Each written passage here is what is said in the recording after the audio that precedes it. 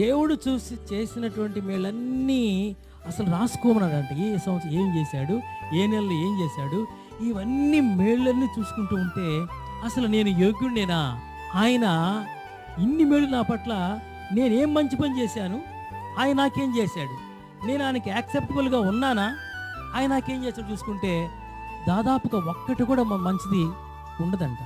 అయినప్పటికీ కూడా దేవుడు కరుణా సంపన్నుడై ఉండి మనల్ని ఇంకా బతికిస్తూ ఉన్నాడు. ఆయన మన పట్ల ఒక ప్రణాళిక కలిగి ఉన్నాడు కాబట్టి మనల్ని ఇంకా జీవింపచేస్తూ ఉన్నాడంట.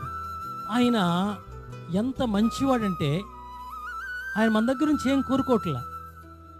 ఆయన అంటున్నాడు, నా మాట నా ఆజ్ఞలు ఎవరైతే చక్కగా గైకొంటారో వారికి నేను దాచి ఉంచినటువంటి మేళ్ళు విస్తారములు